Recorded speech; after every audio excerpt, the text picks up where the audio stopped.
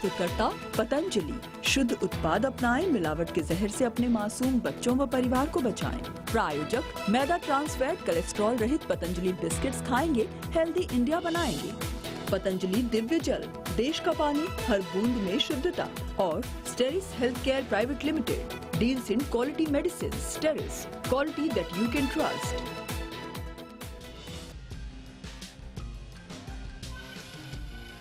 नमस्कार, आज है 12 अप्रैल, दिन मंगलवार और वक्त हो गया है जी बिजनेस की बेहद ही खास पेशकश इंडिया 360 डिग्री का। मैं हूं स्वाति रायना। तो हो जाइए तैयार बड़ी खबरों के 360 डिग्री एनालिसिस के लिए। शुरुआत हेडलाइंस के साथ।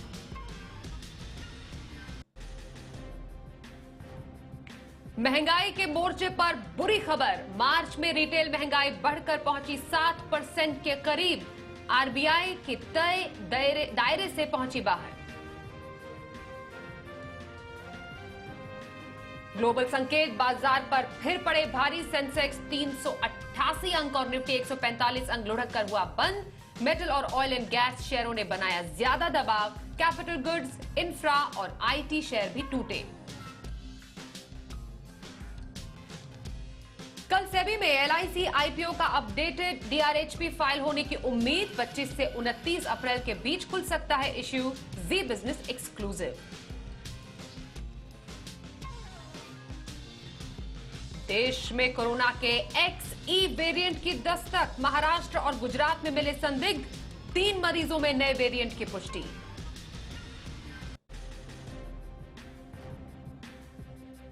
बीजेपी का यूपी एमएलसी चुनाव में 36 में से 33 सीटों पर कब्जा। समाजवादी पार्टी का नहीं खुला खाता। योगी बोले, राष्ट्रवाद, विकास, सुशासन की जीत है।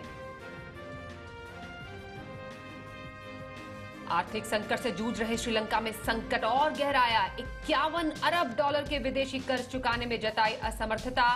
खुद को घोषित किया डिफॉल्टर। अमेरिका के न्यूयॉर्क में मेट्रो स्टेशन पर गोलीबारी। हमले में 13 लोग हुए घायल। पूरे शहर में हाई अलर्ट।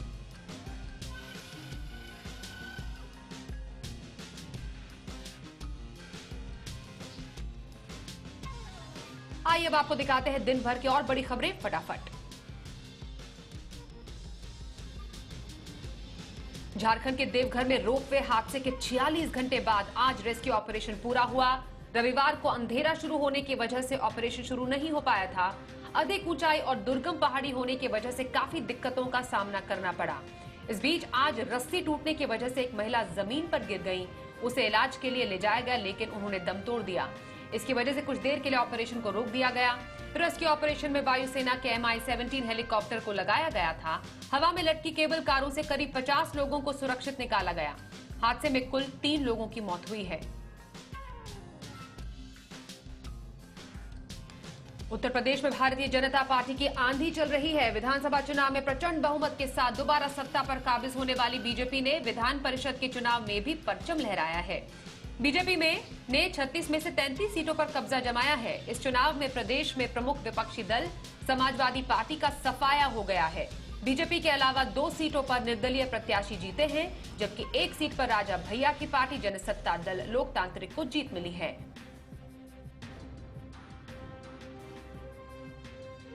जम्मू कश्मीर के पूर्व मुख्यमंत्री और पीडीपी अध्यक्ष महबूबा मुफ्ती को उनके घर में नजरबंद किया गया है। बताया जा रहा है कि वो शोपियां में आतंकी हमले में घायल कश्मीरी पंडित के घर उनका हालचाल जानने के लिए आज रवाना होने वाली थी। इससे पहले ही पुलिस ने उन्हें श्रीनगर में हाउस अरेस्ट कर लिया। महबूबा मुफ्ती के ट्विटर हैंडल से इससे जुड़ा एक ट्वीट भी किया गया है। इसमें लिखा गया है कि आज उन्हें नजरबंद कर दिया गया है क्योंकि वो शोपियां में कश्मीरी पंडित के परिवार से मिलने जाना चाहती थी। आपको बता दें कि पिछले महीने कश्मीरी पंडित दुकानदार बालकृष्ण भट्ट पर आतंकियों ने हमला कर उन्हें घायल कर दिया था।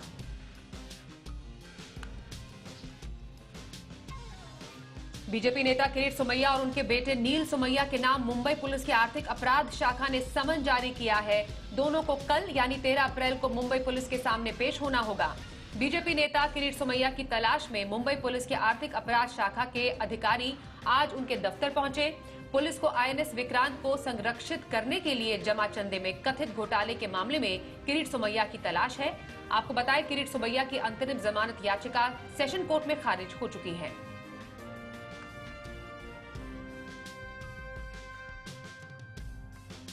पंजाब में फ्री बिजली देने के मुद्दे पर आम आदमी पार्टी सुप्रीमो अरविंद केजरीवाल ने सूबे के अफसरों की दिल्ली में एक बैठक ली। इस बैठक में न तो पंजाब के मुख्यमंत्री भगवंत मान शामिल हुए और न ही बिजली मंत्री इस बैठक में मौजूद रहे। हालांकि इस मुद्दे पर भगवंत मान के केजरीवाल से इसी हफ्ते वो मिल सकते हैं। इसके बाद पंजाब में फ्री बिजली पर कोई फैसला आ सकता है। खबरों के मुताबिक केजरीवाल ने पंजाब के मुख्य सचिव, ऊर्जा सचिव और पावरकॉम के अध्यक्ष के साथ बैठक करके फ्री बिजली कैसे दी जाएगी इस पर पूरी एक्सरसाइज कर ली है।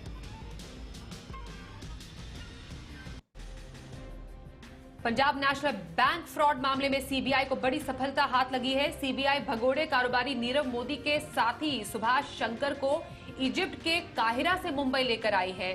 उसे विशेष विमान से मुंबई लाया गया। सुभाष शंकर को 13,578 करोड़ रुपए के पीएनबी घोटाले के सिलसिले में मुंबई लाया गया है। सुभाष के खिलाफ रेड कॉर्नर नोटिस भी जारी हुआ था। नीरव मोदी पर पीएनबी से धोखाधड़ी करने और पैसों को अवैध रूप से विदेश भेजने का आरोप है। धोखाधड़ी का भंडाफोड़ होने के बाद नीरव मोदी भारत से फरार हो गया। इसके बाद मार्च 2019 में ब्रिटेन में नीरव मोदी की गिरफ्तारी हुई। नीरव मोदी फिलहाल लंदन की जेल में है।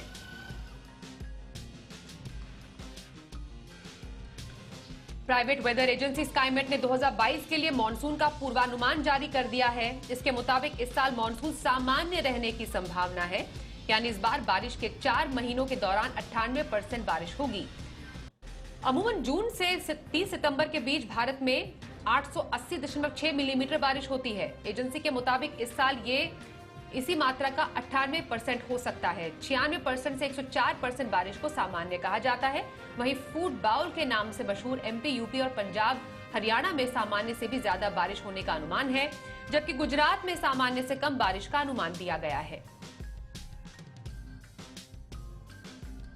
भीषण गर्मी से झुलस रहे उत्तर भारत को थोड़ी राहत मिल सकती है। मौसम विभाग का अनुमान है कि वेस्टर्न डिस्टर्बेंस के चलते 13 से 17 अप्रैल के बीच गरज के साथ बारिश और धूल भरी आंधी चल सकती है। आपको बताएं, राष्ट्रीय राजधानी दिल्ली समेत कई राज्य बीते कई दिनों से हीट वेव की चपेट में हैं। दिल्ली, मध्य प्रदेश, राजस्थान और पंजाब में हीट वेव की स्थिति बनी हुई है। कल से दिल्ली, पंजाब और हरियाणा में हीट वेव से कुछ राहत मिलने की उम्मीद है। इसके अलावा तमिलनाडु, केरल, असम और आसपास के इलाकों में बारिश होने की संभावना है। मेड इन इंडिया डोनियर 228 विमान ने अपनी पहली उड़ान भरी। असम के डिब्रूगढ़ से अरुणाचल प्रदेश के पासीघाट के बीच इसका संचालन किया गया। विमान को केंद्रीय उड्डयन मंत्री ने हरी झंडी दिखाई। पासीघाट पहुंचने के बाद फ्लाइट का पानी की बौछार के साथ स्वागत हुआ। 17 सीटर डोनियर 228 विमान दिन और रात के संचालन में सक्षम है। ये लाइट ट्रांसपोर्ट एयरक्राफ्ट उत्तर पूर्वी राज्यों में क्षेत्रीय कनेक्टिविटी और बेहतर कनेक्टिविटी की सुविधा प्रदान करेगा। ये पहाड़ी इलाकों में छोटे रनवे पर उड़ान भरने और लैंड करने में सक्षम है।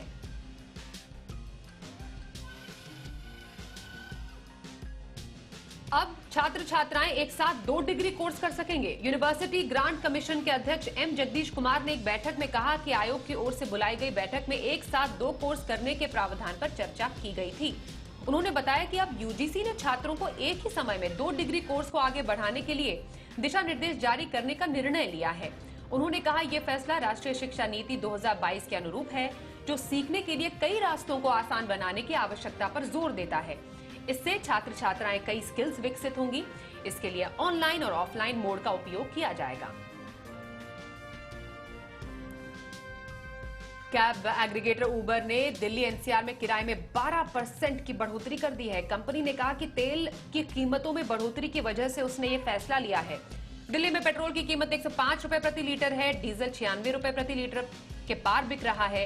उबर इंडिया ने इसे लेकर बयान जारी किया। कंपनी का कहना है, ईंधन की कीमतें बढ़ने से ड्राइवरों की मदद करने के लिए किराए में बढ़ोतरी की जा रही है। कंपनी ने यह भी कहा कि आने वाले हफ्तों में वो ईंधन की कीमतों में उतार चढ़ाव को ट्रैक करना जारी रखेंगे और जरूरत के मुताबिक दूसरे कदम उठाएंगे।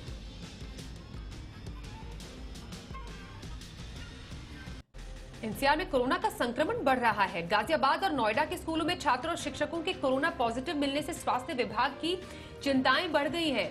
गाजियाबाद जिले के 2 स्कूलों में 9 छात्र कोरोना संक्रमित पाए गए हैं। वहीं नोएडा के एक निजी स्कूल में 13 छात्र और 3 शिक्षक कोविड पॉजिटिव मिले हैं।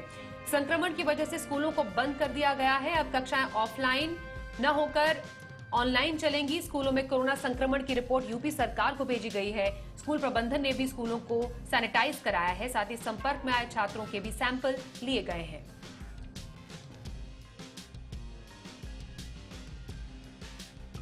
और आइए अब देखते हैं आज की कवर स्टोरीज।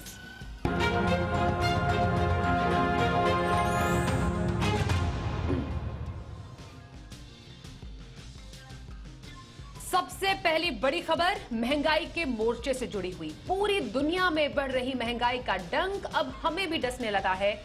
जो आंकड़े सामने आए हैं उसके मुताबिक मार्च में महंगाई दर बढ़कर 7% के करीब पहुंच गई है और ये ध्यान रखिए आरबीआई के तय दायरे से ज्यादा है। आरबीआई ने दरअसल महंगाई के लिए 4 से 6% की रेंज तय की है। 6% से ज्यादा महंगाई होने पर आरबीआई एक्शन लेता है। अब खाद्य महंगाई की स्थिति और बुरी है। ये 5.85% से बढ़कर 7.68% हो गई है। इसमें भी सब्जियों की महंगाई चरम पर है। ये 6% से बढ़कर 12.25% हो गई है।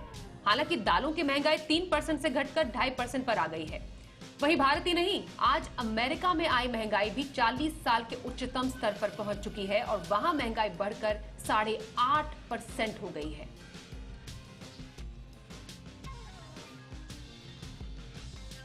हमारे साथ चर्चा के लिए शो में शामिल हो चुकी है इकरा की चीफ इकोनॉमिस्ट अदिति नायर। अदिति जी, बहुत स्वागत करते हैं। महंगाई के मोर्चे पर कुछ खास अच्छी खबर नहीं है और जो आरबीआई ने महंगाई का दायरा तय किया था उससे भी पार हम पहुंच गए हैं। जो आंकड़े सामने आए हैं, कितनी बड़ी चिंता की बात है? Thank you Swati ji. Certainly आज का जो आंकड़ा आया है बहुत ही खराब है। हमारा अनुमान ये था कि आज 6.4% का सीपीआई इन्फ्लेशन का आंकड़ा आएगा मार्च के महीने के लिए और 6.95% पे आया है। बाकी सारे आइटम्स तो मोटा मोटा हमारे अनुमान के मुताबिक ही हैं, लेकिन जो खाद्य पदार्थों की महंगाई है, फूड इन्फ्लेशन जो है, उसने काफी हमारी एक्सपेक्टेशन को ब्रीच किया है। पर्टिकुलरली 2 कैटेगरीज में, एक तो सब्जियों के दाम और एक है मीट एंड फिश के दाम। तो जो पोल्ट्री फीड महंगी हुई है उसका काफी बड़ा एक इम्पैक्ट इस वाले सेगमेंट पे भी आया है।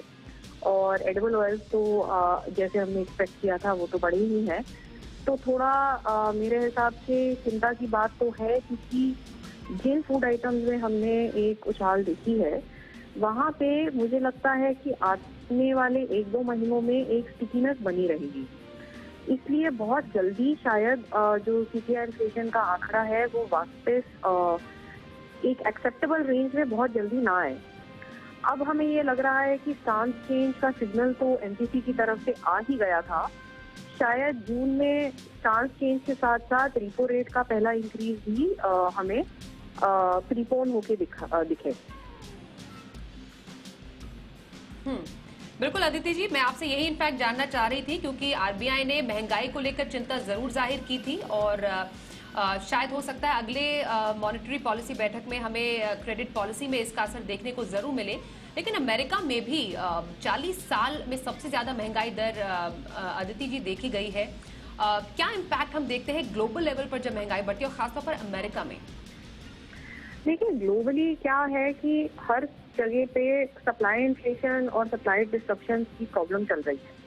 कमोडिटी प्राइसेस जो है वो बहुत बढ़ गई हैं, लेकिन हर देश में डिमांड साइड प्रेशर्स अभी सेम लेवल पे नहीं है। तो अमेरिका में सप्लाई और डिमांड दोनों की वजह से इन्फ्लेशन में हमें उछाल दिख रहा है।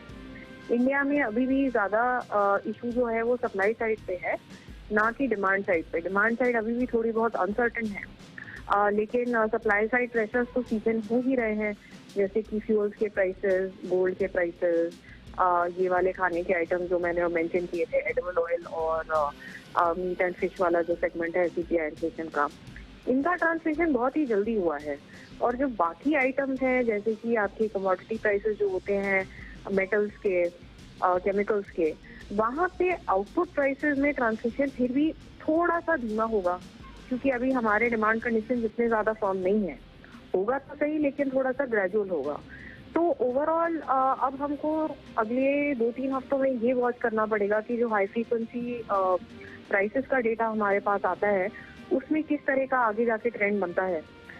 तो अप्रैल का सीपीआई का इन्फ्लेशन एक तो फूड आइटम्स में किस तरह से आगे जाके ट्रेजेक्टरी बनती है उस पर डिपेंड करेगा बहुत क्रूशियली। और दूसरी बात ये है कि आगे और कितना हमारे पेट्रोल और डीजल में अपवर्ड रिवीजन होती है, क्योंकि क्रूड ऑयल प्राइसेस में बहुत सर्ज हुई थी पिछले महीने, लेकिन उसके बाद एक काफी डाउनवर्ड प्रेशर भी आया है और क्रूड ऑयल अभी $100 पर बैरल के आसपास बना हुआ है। तो शायद और बहुत ज्यादा अपवर्ड प्रेशर फ्यूल प्राइसेस में ना हो। तो ये सब चीजें अब हमें फैक्टर इन करके देखना पड़ेगा कि अप्रैल का इन्फ्लेशन का फिगर जो आएगा वो मार्च से कितना कम होगा। ये संकेत देगा कि जून में ही रिपो हाइक साइकिल शुरू हो जाएगा, कि शायद एक पॉलिसी और तक एमपीसी वेट कर पाएगी। बिल्कुल, ये एक्चुअली बिल्कुल वेट एंड वॉच वाला पूरी स्थिति है। बहुत धन्यवाद करेंगे अदिति जी हमसे बातचीत करने के लिए और एनालिसिस करने के लिए कि महंगाई के आंकड़ों के मायने क्या है। बेसिकली कुल मिलाकर अगर समझा जाए तो आने वाले दिनों के लिए आम जनता को और भी ज्यादा पैसे खर्च करने के लिए तैयार रहना पड़ेगा। आगे बढ़ते हैं। आर्थिक तंगी से जूझ रही श्रीलंका अब लुट चुकी है। उसने विदेशी कर्ज को डिफॉल्ट घोषित कर दिया है। श्रीलंका का कहना है कि उसके पास जरूरी चीजों के आयात के लिए भी विदेशी मुद्रा नहीं बची है। डिफॉल्ट ही आखिरी विकल्प था। अब सवाल यह है कि ऐसी स्थिति से श्रीलंका कैसे उबर पाएगा, इसका दुनिया के बाकी देशों पर क्या असर पड़ेगा और खासतौर पर भारत के लिए श्रीलंका की बर्बादी क्या सबक लेकर आई है। एक्सपर्ट से जानेंगे सारे सवालों के जवाब। उससे पहले रिपोर्ट देखिए।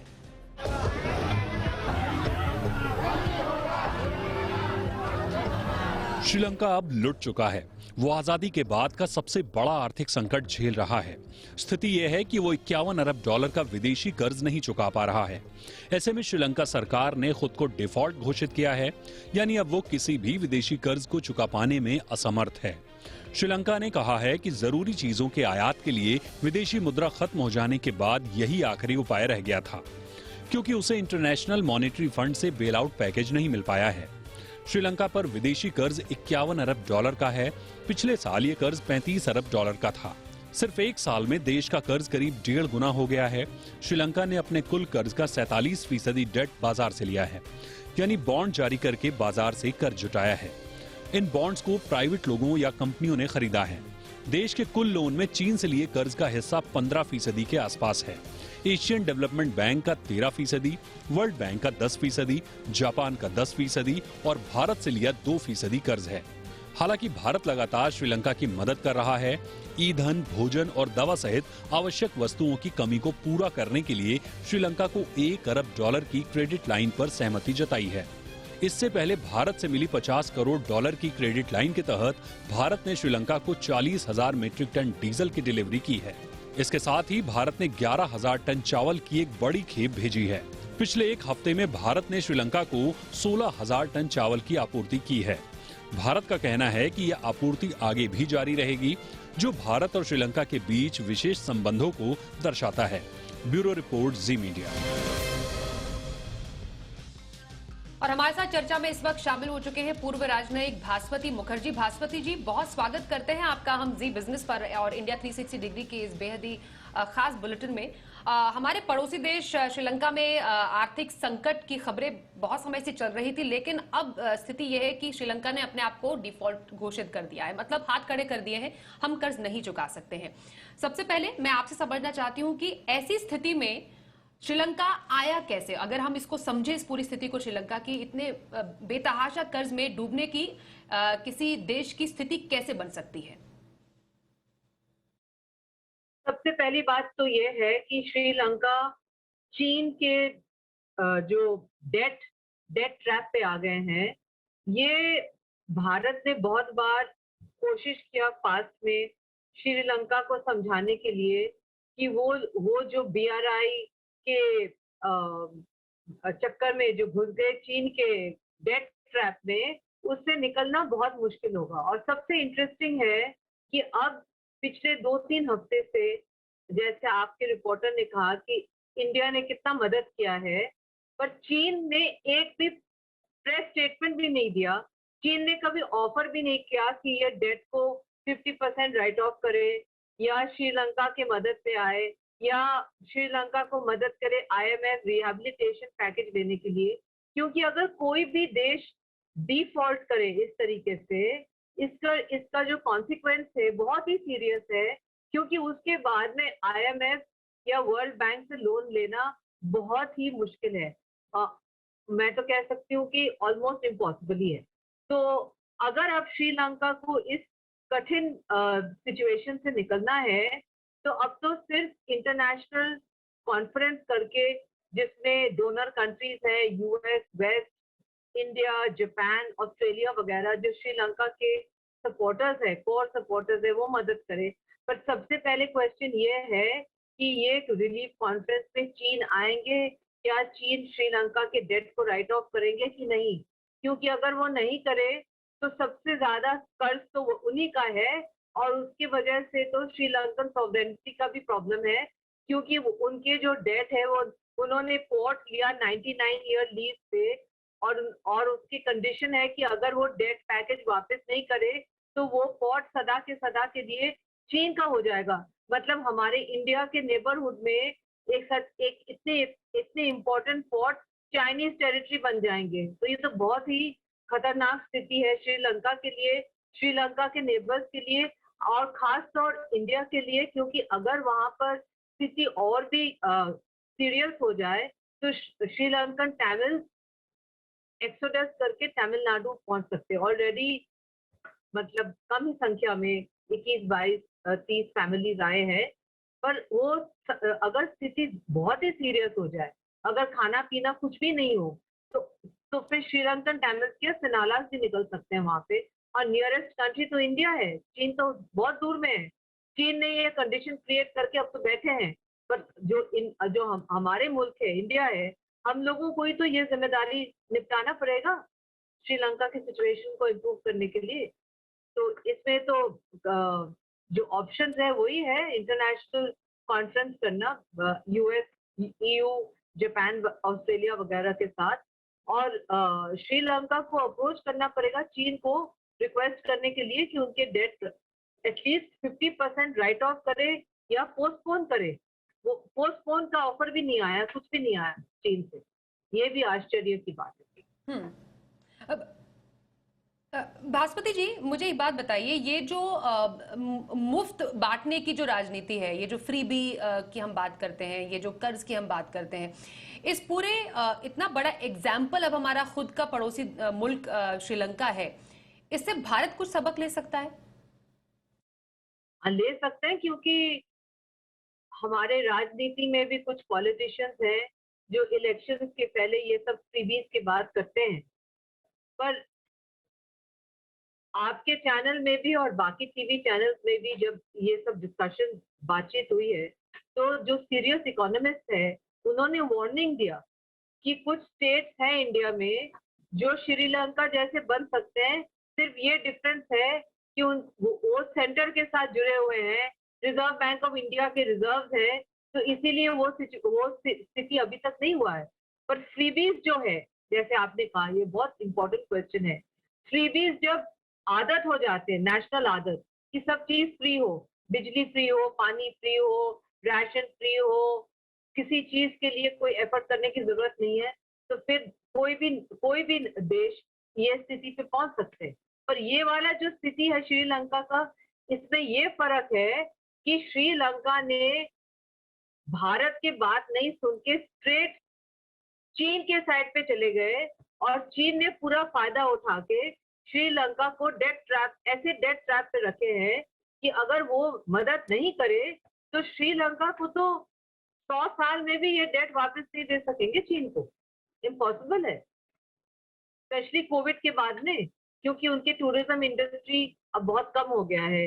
अब बहुत जो पहले उनके जो हार्बर्स और पोर्ट्स थे जहाँ से रेवेन्यू आते थे वो भी कम हो गया है, और उनके डेट बर्डन ऐसे हैं, और उनके अपने इंटरनल डोमेस्टिक इकोनॉमी की इतनी बुरी हालत है कि उनके परचेसिंग पावर भी कम हो गया, बहुत कम हो गया है। तो इसमें तो ये डिफरेंस है कि उन्होंने चीन के डेट ट्रैप के अंदर में घुस गया। और फ्रीबीज मीन्स बैड गवर्नेंस, मतलब उन्होंने उनके जो अपनी इकोनॉमिक पॉलिसीज है उन्होंने सोच समझ के नहीं किया। श्रीलंका में बहुत सारे अच्छे इकोनॉमिस्ट हैं, उनको कंसल्ट कर सकते थे ये पॉलिसीज करने के पहले। पर हाँ, हम लोगों को भी याद रखना चाहिए कि ये जो फ्रीबीज है ये बैड इकोनॉमिक्स है। ये लॉन्ग रन में देश को डेट ट्रैप पे ले जाते हैं। इसीलिए फ्रीबीज को सीरियस कंट्रीज जैसे हमारे देश है, हम लोगों को अवॉइड करना चाहिए और हमारे पॉलिटिशियंस को फ्रीबीज के डायरेक्शन में इलेक्टोरेट को नहीं ले जाना चाहिए। ये मेरा पर्सनल व्यू है। बिल्कुल, तो श्रीलंका की स्थिति को लेकर फ्रीबी की जो पॉलिटिक्स है उसको लेकर एक बहुत बड़ा सबक हमारे बिल्कुल पड़ोसी देश श्रीलंका से ही हमें देखने को मिल रहा है। इस पर अपनी राय देने के लिए और चर्चा करने के लिए बासमती जी एक बार फिर से आपका धन्यवाद करते हैं। आगे बढ़ते हैं और कोरोना के मोर्चे पर एक बहुत ही महत्वपूर्ण खबर है। देश के कुछ राज्यों में कोरोना केसेस में इजाफा देखने को मिल रहा है। खासतौर से नए वेरिएंट XE को लेकर सरकार और आम लोगों में अब चिंताएं बढ़नी शुरू हो गई हैं। अब इस मुद्दे पर स्वास्थ्य मंत्री की अध्यक्षता में एक हाई लेवल मीटिंग भी की गई है। सवाल यह है कि पाबंदियों में दी गई ढील को क्या कुछ कम करने का वक्त आ गया है? चौथी लहर को लेकर एक्सपर्ट्स की क्या राय है और आम लोगों को सतर्क रहने के लिए क्या कुछ करना होगा, इस पर बात करेंगे, लेकिन पहले रिपोर्ट देखिए।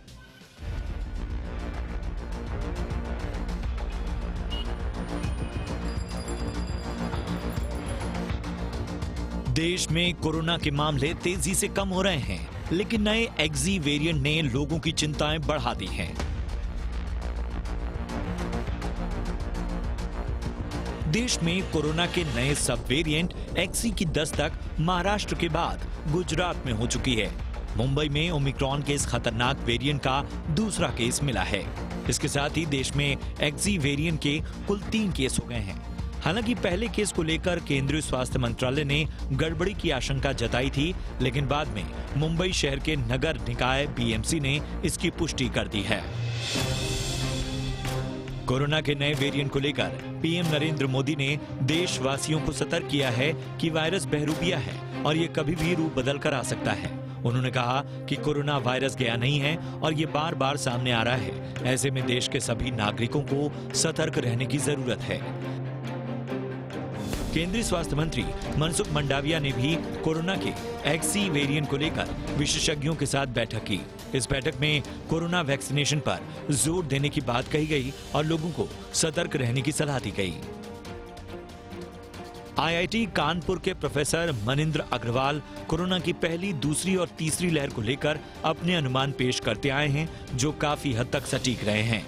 XE वेरिएंट को लेकर प्रोफेसर मनिंद्र अग्रवाल ने कहा है कि अगर देश में चौथी लहर आती भी है तो इससे घबराने की जरूरत नहीं है, क्योंकि चौथी लहर भी तीसरी लहर की तरह कम समय के लिए आएगी और चौथी लहर भी कम घातक होगी। प्रोफेसर ने दावा किया है कि 90% से अधिक भारतीयों में नेचुरल इम्यूनिटी डेवलप हो गई है, जिससे चौथी लहर घातक नहीं होगी।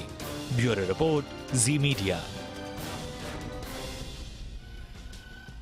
ICMR के पूर्व प्रमुख वैज्ञानिक डॉक्टर रमन गंगाखेड़कर हमारे साथ है। डॉक्टर गंगाखेड़कर, बहुत स्वागत है एक बार फिर से आपका करते हैं इंडिया 360 में। और ये जानना चाहते हैं, अभी तो 2 हफ्ते भी नहीं बीते सर, जब हम एक तरीके से मास्क फ्री लाइफ जीने की कोशिश कर रहे थे, क्योंकि बहुत सारी जो पाबंदियां हटा दी गई। अब ये जो नया स्कैर हम सुन रहे हैं या जो हमें सुनने को मिल रहा है, मास्क अप करने का वक्त फिर आ गया है? मुझे नहीं लगता है कि ये जो XE वेरिएंट जो है ये रिकॉम्बिनेंट वेरिएंट है। रिकॉम्बिनेंट वेरिएंट जब बनते हैं तो उनको उस विषाणु को फिटनेस वो ज्यादा बढ़ाने में कामयाब नहीं होते, इसलिए ये जो रिकॉम्बिनेंट वेरिएंट्स होते हैं ये कुछ समय के बाद में लुप्त हो जाते हैं, दिखाई नहीं देते हैं। तो क्या हमको ये XE वेरिएंट से डरना है? नहीं डरना है हमको। क्या वो आज एक BA.4 और BA.5 की साउथ अफ्रीका से रिपोर्ट आया है, उससे डरना है? उससे भी नहीं डरना है, क्योंकि हमारे देश में ओमिक्रॉन का जो BA.2 वेरिएंट जो था उसकी वेव तकरीबन सारे देश में फैल चुकी थी और almost majority of the population को इस विषाणु का संसर्ग हो गया। तो इसका मतलब हमारे पास वो प्रतिकार शक्ति है। आज भी वैक्सीन अगर आप देखें तो 85% एडल्ट्स ने वैक्सीन के 2 डोज ले चुके हैं। लेकिन हमको एक समझना पड़ेगा कि अगर हमको अभी भी देखना है तो 15% लोगों ने वैक्सीन का दूसरा डोज लगाया नहीं है, तो वो लोगों ने लेना बहुत जरूरी है। हमको ये भी देखना पड़ेगा जो 60 के ऊपर के जो लोग हैं उन्होंने बूस्टर डोज लेने की कोशिश करना जल्द से जल्द, ये हमारे लिए अच्छा रहेगा। यानी प्रतिकार शक्ति हमको लड़ने में कामयाब करेगी। बाद में अगर कोई ओमिक्रॉन को छोड़ के कोई वेरिएंट आया तो, कोई नया वेरिएंट दिखा तो। और तीसरी बात, ये जो मैंडेटरी मास्किंग का इशू था, वो मैंडेटरी मास्किंग को बंद किया है। इसका मायना वॉलंटरी मास्किंग ये बंद हुआ है ऐसे नहीं है। जब जब भी हम क्लोज स्पेस में जाते हैं तो उस वक्त हमने मास्क पहनना चाहिए। जो भी 60 साल के ऊपर के और इम्यूनोडेफिशिएंट लोग हैं, उन लोगों ने मास्क पहनते ही जाना है। जब भी कभी किसी के संपर्क में आए, जो कोई बाहर फिरता है, उनके सामने जब हम जाते हैं, तो ये तो हमको पालना पड़ेगा। इससे नया वेरिएंट का, नया इन्फेक्शन होने का भी डर कम हो जाएगा, नया वेरिएंट लगने का भी चांस कम हो जाएगा। और सबसे बड़ी बात, अगर वैक्सीन ले लें तो मौत और हॉस्पिटलाइजेशन का डर भी चले जाएगा। इन चीजों को हमने गौर करते जाना है, पैनिक होने की कोई जरूरी नहीं है। बिल्कुल सही बोला आपने सर, पैनिक होने की जरूरत नहीं है, डरना नहीं है, सतर्क रहना है और मास्क भीड़ भाड़ वाली जगह पर पहन के रहना है। ये तो बहुत ही बेसिक रूल्स हैं इस पूरे पैंडेमिक के दौरान। डॉक्टर गंगा खेड़कर, हमने 2 साल के बाद देखा कि हर कोई अब थोड़ा सा राहत महसूस कर रहा था, क्योंकि ओमिक्रॉन की वेव में भी हमने देखा उतना सिवियर इन्फेक्शन नहीं था जितना डेल्टा में देखा गया था। अब हम मान लें कि जिस तरीके से इकोनॉमी पूरी तरह ओपन अप हो गई है, सब कुछ अब तो खुल ही गया है, स्कूल मतलब नर्सरी तक के बच्चे अगर जा रहे हैं स्कूल, हम तो मानेंगे चीजें सामान्य अब फिर से हो गई हैं। हमें इस वायरस के साथ ही अब जीना पड़ेगा आने वाले समय में।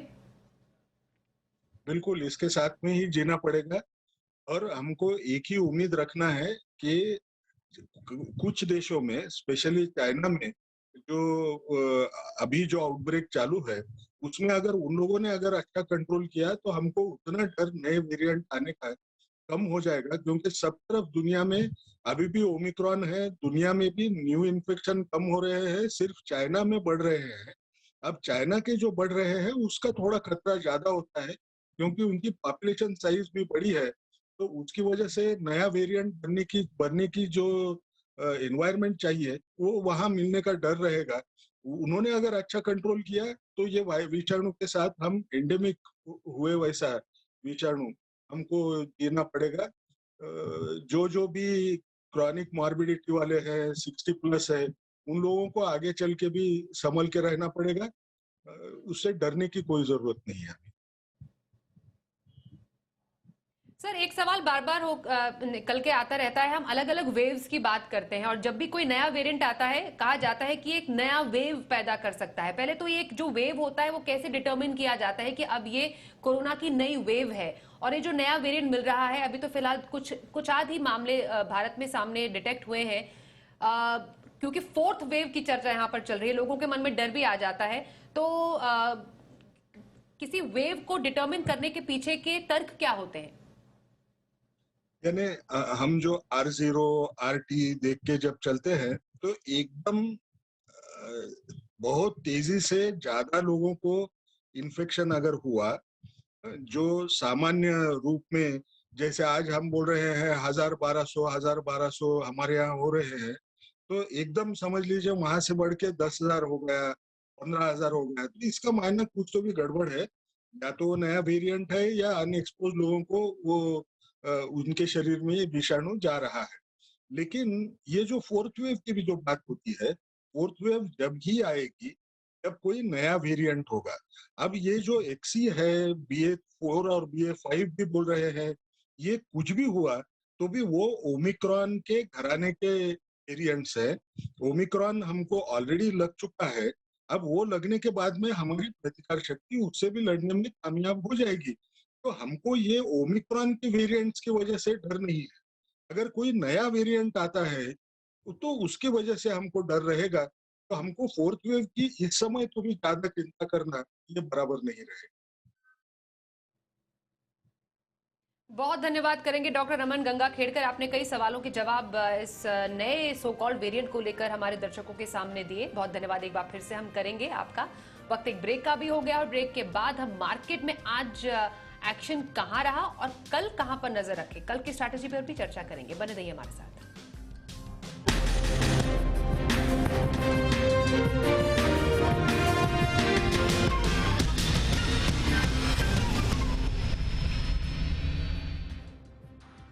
तो बाजार मंगलवार को भी दबाव के साथ ही बंद हुए। सेंसेक्स 388 अंक गिरकर 58,576 के स्तर पर बंद हुआ।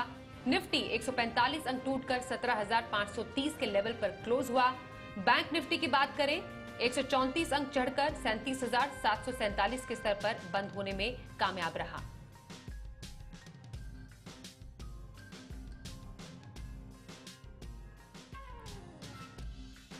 आज किन शेयरों में सबसे ज्यादा हलचल रही, समझते हैं हमारे सहयोगी अरमान नाहर से। आज हमारे मार्केट नेगेटिव बंद हुए, कल भी नेगेटिव बंद हुए थे। आज सप्ताह का दूसरा दिन भी हमने वो दबाव देखा। ग्लोबल मार्केट की मंदी तो एक रीजन है ही सही, उसके साथ साथ डॉलर के बढ़ते भाव जिससे रुपी के कारण भी दबाव आया और उसी से हमारे मार्केट पर भी दबाव देखा गया। अगर हम बात करें कि निफ्टी में कौन से थे जो मेजर गेनर्स और लूजर्स में थे, तो निफ्टी के जो मेजर गेनर्स थे उसमें axis bank, Kotak Mahindra bank, Maruti Suzuki, power grid. वहीं अगर जो निफ्टी के लूजर्स देखे जाएं तो उसमें मेनली मेनली जो मेटल कंपनियां हैं जिसमें हिंदाल्को है, टाटा स्टील है, उसके साथ साथ टाटा मोटर्स, कोल इंडिया, उस पर भी दबाव देखा गया। अब ये तो बात हो गई निफ्टी की। उसके अलावा अगर देखा जाए तो शिपिंग में और टेक्सटाइल में वो एक मेजर गेनर्स रहे। शिपिंग में अगर आप देखेंगे तो मजगांव डॉक लगभग 9% बढ़ा और कोचिन शिपयार्ड लगभग 6% चढ़ा। अगर आप टेक्सटाइल में बात करेंगे तो सियाराम, रेमंड, TCNS क्लोथिंग भी अच्छी बढ़ोतरी के साथ बढ़कर बंद हुए। अगर आप ओवरऑल गेनर्स और लूजर्स में देखेंगे तो सबसे ज्यादा जो अच्छे बढ़े हैं वो just dial, Mazagon dock, TCNS clothing. उसके अलावा अगर आप लूजर्स की बात करेंगे तो उसमें आपको आ जाएंगे बजाज होल्डिंग्स, बिरला सॉफ्ट और गुजरात स्टेट फर्टिलाइजर्स और केमिकल्स जो लगभग 6% गिरा है। यह तो बात हो गई स्पेसिफिक ओवरऑल की। अब कौन से सेक्टर्स पे दबाव देखा गया? सेक्टर्स में आपको दिखेगा मेटल, रियलिटी, IT सेक्टर जो कल का अच्छा परफॉर्मर था, आज वो एक one of the leading losers रहा। मेटल में भी वेदांता, नाल्को, हिंदुस्तान कॉपर सब दबाव के साथ बंद हुए। वही रियलिटी में भी Gujarat properties, IB real estate, Sobha, सब पर दबाव देखा गया। अगर गेनर्स में आपको बंधन बैंक दिखेगा जो लगभग 3.3% बढ़कर बंद हुआ। वहीं एक्सिस बैंक वो 1.7% बढ़कर बंद हुआ। तो इसीलिए ओवरऑल देखेंगे तो आज मार्केट थोड़ा दबाव में ही दिखा। तिलहन जमाखोरी के मामले पर केंद्रीय एजेंसियां अलर्ट मोड पर आ चुकी हैं। स्टॉक लिमिट के उल्लंघन के मामले पर आज देश के कई हिस्सों में कार्रवाई की गई है। केंद्रीय टीम को महाराष्ट्र, राजस्थान, मध्य प्रदेश में कार्रवाई के दौरान सोयाबीन और सरसों की बड़ी मात्रा में स्टॉक मिला है। केंद्रीय टीम ने यह कार्रवाई स्टॉक लिमिट के उल्लंघन के तहत की है। आपको बता दें, दिसंबर 2022 तक तेल तिलहन पर स्टॉक लिमिट लागू है। खबर यह भी है कि केंद्रीय एजेंसियां 30 अप्रैल तक लगातार ऐसी कार्रवाई करती रहेंगी।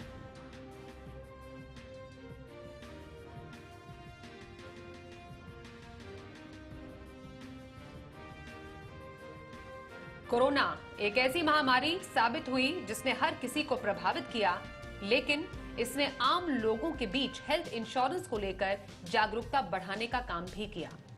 31 मार्च को खत्म वित्त वर्ष के दौरान हेल्थ इंश्योरेंस में जोरदार तेजी देखने को मिली है। इस खबर पर और जानकारी के साथ हमारे सहयोगी जी मीडिया संवाददाता अनुराग शाह है। अनुराग, हेल्थ इंश्योरेंस की मांग पहले से कई ज्यादा बढ़ी, मतलब लोगों में हेल्थ इंश्योरेंस के प्रति जागरूकता और भी बढ़ी है।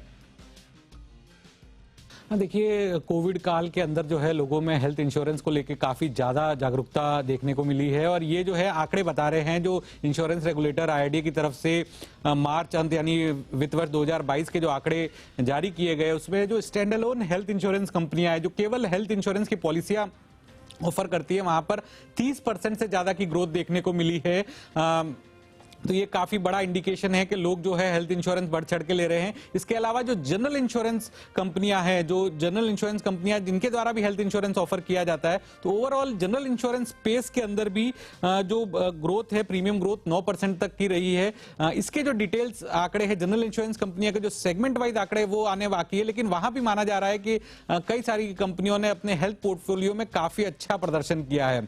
पहली बार ये हुआ है कि ओवरऑल जो नॉन लाइफ इंश्योरेंस सेक्टर है वो 2 लाख करोड़ का प्रीमियम क्रॉस कर गया है। पिछली बार पिछले वित्त वर्ष में 1,98,000 करोड़ था, लेकिन इस बार ये 2,20,000 करोड़ तक का आंकड़ा छू लिया है और इसमें सबसे बड़ा सेगमेंट जो बनने जा रहा है वो हेल्थ इंश्योरेंस का बनने जा रहा है। हमने देखा कि कोविड के दौरान जो इंश्योरेंस रेगुलेटर ने कई सारे कोविड स्पेसिफिक प्रोडक्ट भी लॉन्च किए, उनको काफ़ी अच्छा रिस्पांस मिला, लोगों की काफ़ी मदद भी हुई उन प्रोडक्ट्स के जरिए। बार बार उनको एक्सटेंशन भी दिया गया, काफ़ी कम कीमत के वो प्रोडक्ट थे, तो उन सब का भी काफ़ी कंट्रीब्यूशन रहा है। और अब जानकारों का मानना है कि अब ये जो हेल्थ इंश्योरेंस का ट्रेंड है ये आगे भी बढ़ता रहेगा, क्योंकि आम लोगों को भी समझ में आ गया है कि हेल्थ इंश्योरेंस आम जो जीवन के लिए कितना जरूरी है।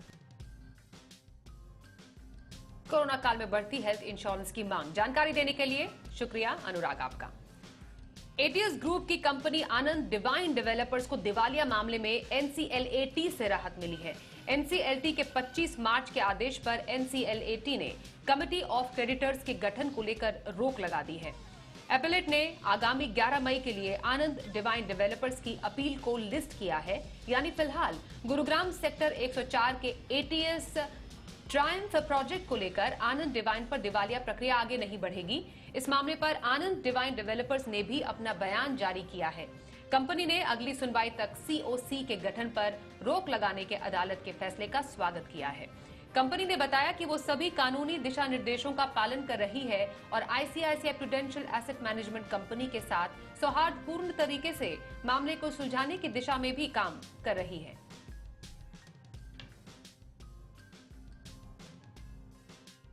तनिष्क, मैकडॉनल्ड के बाद अब सिएट भी मेटावर्स में उतर गया है। कंपनी मेटा में सिएट शॉप खोलने की तैयारी कर रही है।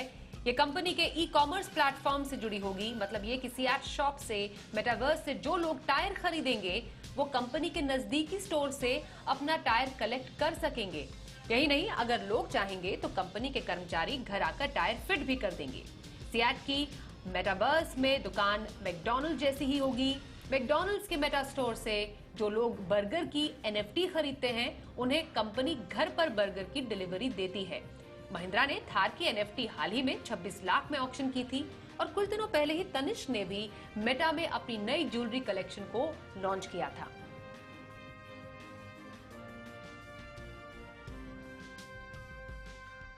मॉनसून को लेकर अच्छी खबर। निजी मौसम पूर्वानुमान एजेंसी स्काईमेट ने साल 2022 के लिए मौसम का पूर्वानुमान जारी कर दिया है और उम्मीद ये की जा रही है कि इस साल मॉनसून लंबे समय तक रहेगा। साथ ही अंदाजा ये लगाया गया है कि इस साल मॉनसून सामान्य रहेगा और 98% बारिश होगी। साथ ही स्काईमेट का कहना है कि पंजाब, हरियाणा, उत्तर प्रदेश, महाराष्ट्र, मध्य प्रदेश में सामान्य से अधिक बारिश होगी। वहीं राजस्थान और गुजरात के साथ साथ पूर्वोत्तर के राज्य नागालैंड, मणिपुर, मिजोरम और त्रिपुरा में पूरे मॉनसून में बारिश की कमी हो सकती है। आपको बताएं, शुक्रवार को आईएमडी भी मौसम का पूर्वानुमान जारी करेगा।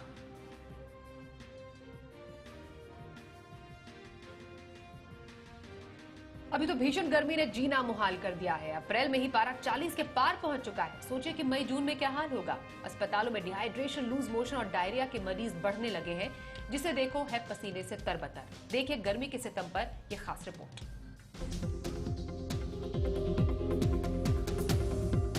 गर्मी लगातार बढ़ रही है। उत्तर भारत के अधिकांश इलाकों में पारा 40 डिग्री के आसपास आ चुका है और अब गर्मी ने अपना प्रकोप दिखाना शुरू कर दिया है। गर्मी बढ़ने के साथ साथ अस्पतालों में बीमार लोगों की भीड़ भी बढ़ती जा रही है। पहले गर्मी से होने वाली बीमारियों और इससे बचने के बारे में आपको बताते हैं। गर्मी में वायरल की समस्या काफी देखी जाती है। इसमें तेज सर्दी लगना, हाथ पैरों, सिर, गले और कानों में दर्द होना वायरल के सामान्य लक्षण हैं। ऐसे लक्षण अगर नजर आए तो तत्काल डॉक्टर को दिखाएं। वायरल से बचने के लिए साफ सफाई का ध्यान रखें। दिन में कम से कम 2 से 3 लीटर पानी पिएं। स्ट्रीट फूड और जंक फूड खाने से बचें। गर्मियों में डायरिया और डिहाइड्रेशन भी एक बड़ी समस्या है। इसमें पेट में मरोड़ के साथ उल्टी होती है। इससे बचने के लिए पानी, नमक, चीनी का घोल पिएं। इसमें नारियल पानी पीने से भी फायदा होता है। बच्चों को दस्त हो तो उन्हें दाल का पानी, चावल का मांड और दही केला खिलाएं। सौंफ का सेवन भी दस्त को ठीक करता है। इस दौरान स्पाइसी खाना खाने से बचें। जो घर से ज्यादातर बाहर रहते हैं उनकी आंखों में इन्फेक्शन का खतरा रहता है। आंखें लाल हो जाती हैं। इससे बचने के लिए आंखों को बार बार न छुएं। आंखों से पानी निकलने पर उसे पोंछने के लिए साफ तौलिए या रुमाल का इस्तेमाल करें।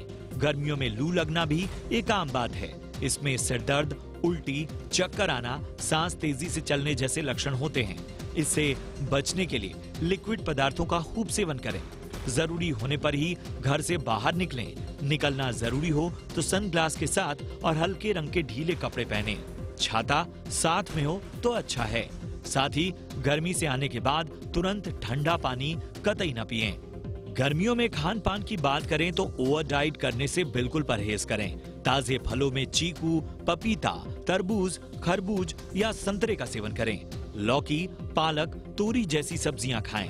प्याज, खीरा, ककड़ी सलाद के तौर पर लें। इससे शरीर में पानी की कमी नहीं होगी।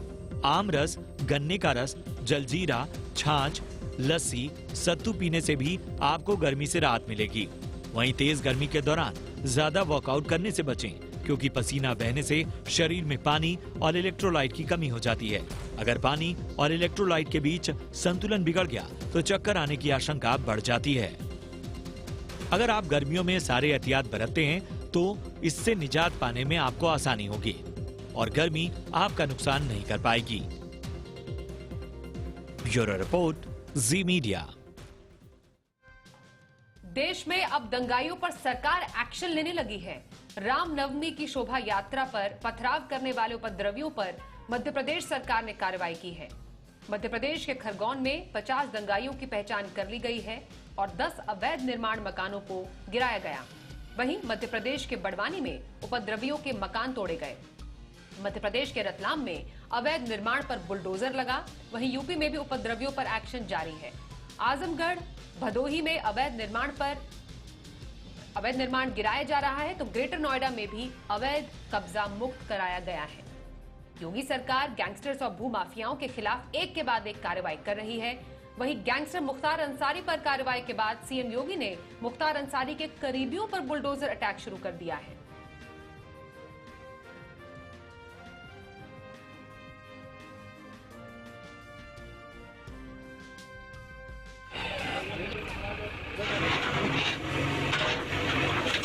चर्चित माफिया और बाहुबली मुख्तार अंसारी के खिलाफ कार्रवाई के बाद प्रशासन मुख्तार अंसारी के गैंग से जुड़े लोगों पर कार्रवाई कर रहा है।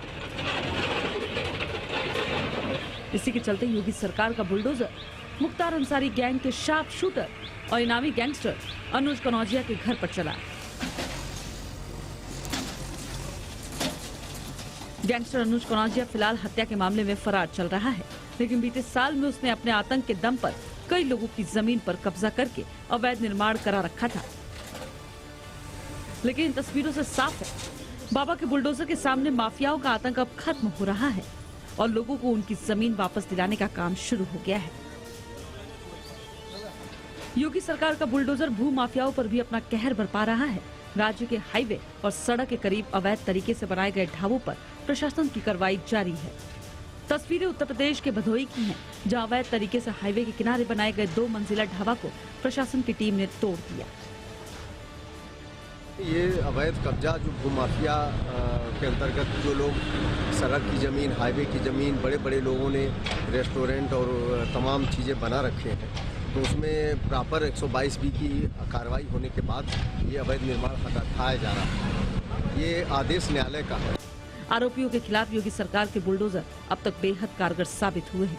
भू माफिया के अवैध कब्जे को हटाने से लेकर गैंगस्टर के खिलाफ कार्रवाई में योगी के बुलडोजर मॉडल ने उत्तर प्रदेश के माफियाओं में डर पैदा कर दिया है। ब्यूरो रिपोर्ट, जी मीडिया। रूस यूक्रेन युद्ध का आज 48वां दिन है। यूक्रेन में रूस की सेना के पीछे हटने के साथ ही धीरे धीरे वहां के हालात सामान्य हो रहे हैं। हालांकि कुछ इलाके अब भी ऐसे हैं जहां लड़ाई जारी है, लेकिन जंग के बाद यूक्रेन के शहरों की जो हालत हो गई है उसे देखकर दुनिया अब भी यही सवाल कर रही है कि आखिर इस जंग में जीत या हार किसकी हुई है।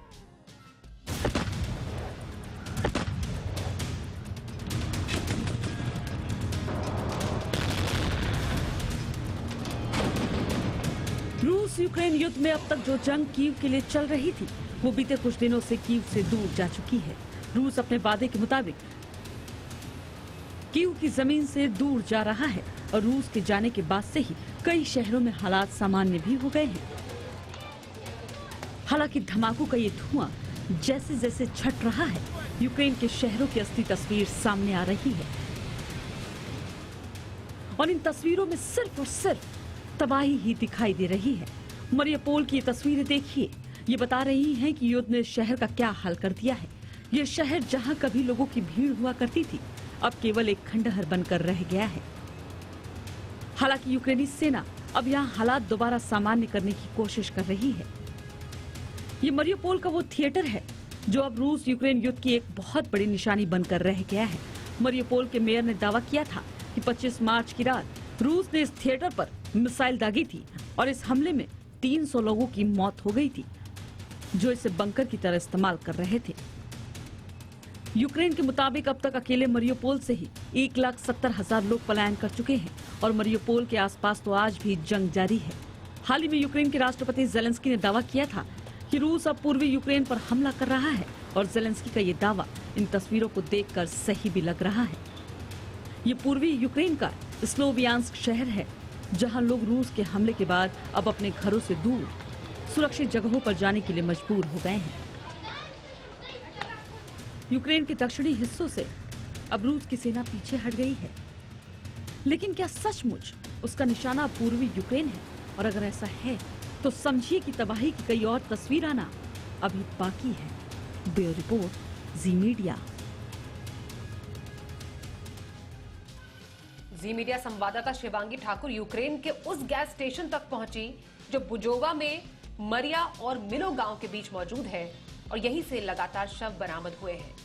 ये पूरा गैस स्टेशन रूस की सेना के हमले से बर्बाद हो गया है।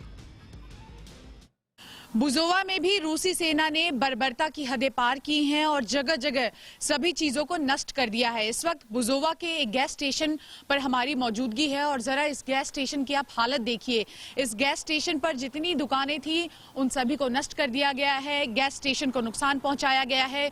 यहाँ जो आम लोग थे उनको नुकसान पहुंचाया गया है। जो कर्मचारी काम करते थे उनको भी मौत के घाट उतारा गया है। लगातार यहाँ से शव बरामद हो रहे हैं और सवाल यही खड़े हो रहे हैं कि रूसी सेना के पूरे कब्जे में ये इलाका था, उस वक्त उन्होंने ये बर्बरता मचाई और जब यूक्रेन की सेना धीरे धीरे इन इलाकों का दौरा कर रही है, अपने इलाकों को फिर एक बार अपने कब्जे में ले रही है, तब क्या कुछ रूसी सेना ने किया है वो सब यहाँ पर दिखाई पड़ रहा है। जरा रूस की सेना ने जाते जाते यहाँ एक संदेश लिखा है, वो भी आपको दिखा दे। इसी तरह से जगह जगह जहाँ जहाँ रूसी सेना तैनात थी वहाँ वहाँ उन्होंने अपने निशान छोड़े हैं और सवाल यही कि आम लोग आखिर इसका खामियाजा क्यों भुगत रहे हैं।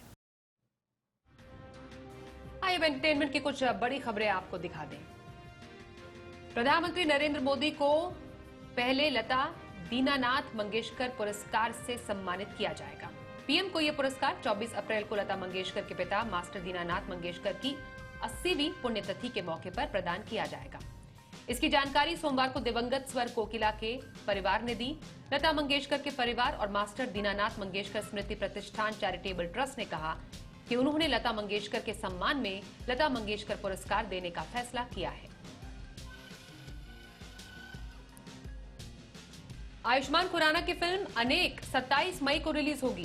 फिल्म का निर्देशन मुल्क, आर्टिकल 15 और थप्पड़ बनाने वाले अनुभव सिन्हा ने किया है। पहले यह फिल्म 13 मई को रिलीज होने वाली थी। फिल्म को अनुभव के प्रोडक्शन हाउस ने टी सीरीज के साथ मिलकर प्रोड्यूस किया है। माना यह जा रहा है कि रणवीर सिंह की जयेश भाई जोरदार के साथ बॉक्स ऑफिस क्लैश से बचने के लिए अनेक की रिलीज बदली गई है।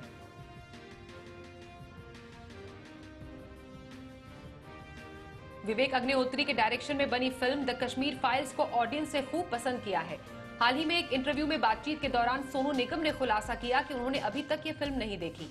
इसकी वजह बताते हुए सोनू ने कहा कि जब वो इस तरह की कहानियां सुनते हैं तब वो अंदर से रोते हैं। साथ ही उन्होंने ये भी बताया कि उनकी इस फिल्म को देखने की हिम्मत नहीं हुई।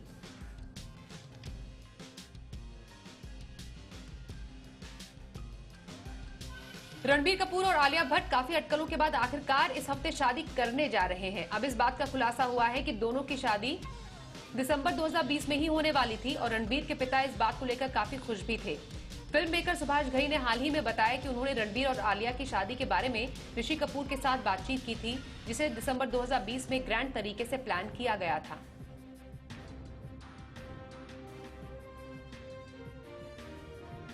अजय देवगन की फिल्म रनवे 34 का हाल ही में नया ट्रेलर रिलीज किया गया। अजय ने इसकी जानकारी सोशल मीडिया पर शेयर की है उन्होंने ट्रेलर शेयर कर कैप्शन में लिखा, रक्षक या अपराधी। फिल्म में अजय देवगन के अलावा अमिताभ बच्चन, रकुलप्रीत सिंह और बमन ईरानी लीड रोल में हैं। फिल्म सिनेमाघरों में 29 अप्रैल को रिलीज होगी।